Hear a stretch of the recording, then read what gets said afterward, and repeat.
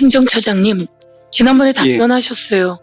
이렇게 대법원장이 전원합의체를 꾸려서 9일 만에 이렇게 파기환송한 사례는 판사로 재직하는 동안 본 적이 없다, 이렇게 말씀하셨죠? 저는 개인적인 경험은 없다는 말씀을 들었습니다. 행정차장님도 나와서 그렇게 이야기하셨어요. 그러면 헌법재판소 사무처장님은 그런 일 본 적 있어요? 판사로 재직하셨면서 없지요? 뭐 대법원에는 제가 근무한 적은 없습니다. 근데 그런 적 본 적 있으세요? 경험한 적은 없습니다. 없지요? 법무부 차관도 마찬가지로 그런 거 본 적 없지요? 제가 이제 공판 관련된 업무를 수행한 기간이 제한 있냐고 없냐고. 일반 네. 없습니다. 제가 아는 바로는 없습니다. 없지요? 국민 여러분, 대법원장이 나서서 전원합의체를 꾸려서 9일 만에 파기환송시키는 사례를 3분의 기관장들께서 본 적이 없다고 하시지 않습니까? 있은 적이 없습니다. 그러면 국민이 다 의심하지 않습니까? 그러니 법원은 그런 의심받거나 의혹받을 일을 하지 않으셔야 됩니다. 어떤 법원인데요? 어떤 대법원인데요? 우리는 무슨 일이 있어도 대법원에서 판단 내리면 그거 따라왔습니다. 제가 이야기하지만 우리는 법의 지배를 받는다고 하지만 법관의 지배를 받는 게 아닙니다. 한 번 더 말씀드리고, 화성연쇄 살인사건에 그 3심에서 유죄를 받았던 그분, 태완이법 제가 만들어서 화성연쇄 살인사건에 진짜 법인 잡고 난 다음에 그분 재심 받아서 무죄 됐잖아요. 그래도 3심이 잘한 건 아니에요. 그때 대법원까지 갔을 때. 마찬가지로 약촌오거리 살인사건도 엉뚱한 15살짜리를 범인으로 몰았어요. 대법원에서 그렇게 몰았어요. 그것도 제가 만든 태완이법으로 그 진짜 살인범이 잡혔어요. 그렇죠? 그런데 우리는 그동안 대법원장을 믿고 괜찮은 사람이라고 생각해 오고 그렇게 따라왔어요. 그런데 이번 대법원장은 그게 아니에요. 이 대법원장이 잘못한 건 뭔지 아십니까? 대법원 전체를 흔들어 놓은 겁니다. 사법부의 신뢰 전체를 흔들어 놓은 겁니다. 제가 제보 받은 거고요. 제가 지난번에 제보 받았어요. 조희대가 윤석열을 만나서 이재명 건이 올라오면 내가 대법원에서 바로 정리해버리겠다라고 했다고.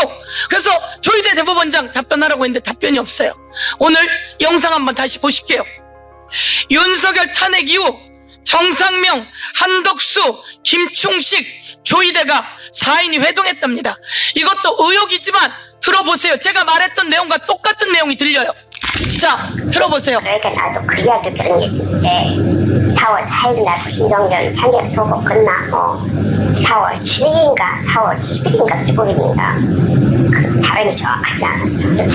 그때 지금 조희대 대법원장하고 자우상위원장하고 그 다음에 김충식이하고 한덕수하고 또 배민이 많고 점심을 먹었다 이거지. 그 자리에서 조희대가 그런 말을 따른 거야. 이재명 사건 대법원에 올라오면 대법원에서 처리해서 알아서 처리한다. 그런 얘기 했거든. 그리고 그 내면상에 해라는 다음 동료는 내압제를 하시면서 한번 못다. 이렇게. 저는 이 내용은 나중에 들었어요. 제가 제보받은 것은 아주 고위직에 있던 사람이 윤석열과 조희대가 만나서 한 얘기, 조희대 왈 이재명 사건이 대법원에 올라오면 바로 처리하겠다라고 했다는 얘기를 우리 쪽 의원에게 얘기했고, 그런 얘기를 제가 또한 제보를 받고 이런 과정이 있었는데 이 내용을 똑같이 정상명, 한덕수, 김충식, 조희대, 이게 사실인지는 모르겠으나 이 내용이 있지 않습니까?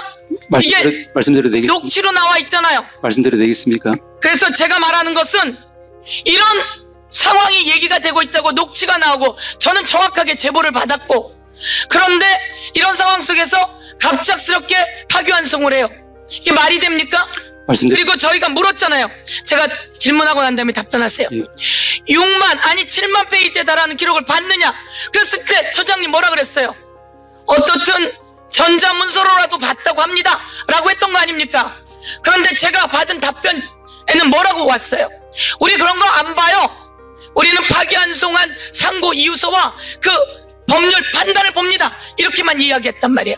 이러면 이 중차대한 거에서 대법관들이 기록을 안 본다고 당당히 이야기하는 게 말이 되겠습니까? 말씀, 답변하세요. 예. 잠깐만요, 소장님. 예. 자, 보세요. 이거를 대체 토론이 아니라 처장이 청문회 때는 나가버리고 이걸 했으면 해명이나 답변할 기회도 없어지는 거잖아요. 앞으로 청문회가 시작되면 나가신다면서요. 예. 근데 이런 사안들이 또 나오면 그때 뛰어와서 답변하시겠습니까?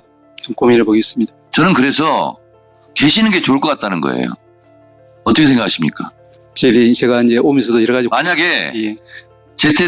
본인이 그냥 계신다고 했으면 대체 토론 빨리 끝내고 청문회 때 이게 나올 내용인데 본인이 그때는 안 계신다고 그러는 거예요. 그러면 지금 발언 기회를 달라고 하는 것도 사실은 모순이죠. 송구스럽지만 저희들이 이제 이 청문회에 대한 이제 저희 전체 법관들의 입장을 대법원이 정치가 하는 거잖아요. 예. 자, 다른 분들은 조용히 하세요. 지금 발언 기회는 드릴 텐데 예. 잠깐만요. 지금 발언 기회는 드릴 텐데 이따 청문회장에 안 계신다면서요. 예. 근데 이런 유사한 일이 벌어지면 예. 그때 다시 와서 발언 기회 주십시오. 이렇게 하실 거냐고요. 예, 고민해 보겠습니다만 어쨌든 아까 자, 말씀드린 일단 이거 발언하세요. 예. 답변 기회 드리겠습니다. 두 가지만 서 의원님 말씀을 드리겠습니다. 첫째는 제가 아까 들은 내용은 저도 처음 듣는 내용이긴 하지만 제가 알기로는 하늘이 두 쪽 나도 우리 대법원장님 그럴 뿐이 아니라고 제가 말씀드려야 되겠습니다. 두 번째는 그리고 이제 아까 9일이라고 이야기하셨지만 제가 지난번에도 말씀드린 바와 같이 3월 27일 날 상고 기록이 접수되고 나서부터 치면 한 달이 넘습니다. 그래서 이제 제가 이제 뭐 재판에 관여할 수 없기 때문에 내용은 전혀 모릅니다만은 제 경험으로는 이제 이런 중요한 국민적인 관심사가 있는 이런 사안에서는 이제 대법관들이 자기의 명운을 걸고 기록을 열심히 보기 마련입니다. 저는 그 부분에 대해서는 뭐 구체적으로 모르기 때문에 뭐 더 이상 구체적으로 말씀을 드릴 수 없겠지만 그런 부분은 위원님들께서 우리 구조에 대해서 조금 믿음을 주셔도 되지 않을까 하는 생각입니다. 네, 됐어요. 자, 됐고요. 제가 답변했습니다. 됐고요. 제가 우선 장 이 얘기를 꼭 해야 합니다. 지난번에 제가 질의했어요. 조희대 대법원장 답변하라고. 그게 하늘이 두 쪽 나도 아니라고요? 그 사실 확인을 어떻게 해요? 내가 정확하게 제보를 받았어요. 그리고 이건 그 다음에 또 나온 녹취예요. 그런데 어떻게 하늘이 두 쪽 나도라고 답변을 하죠? 자, 여기 나와서 답변이 사실이 아니면 그대로 묻는 겁니까?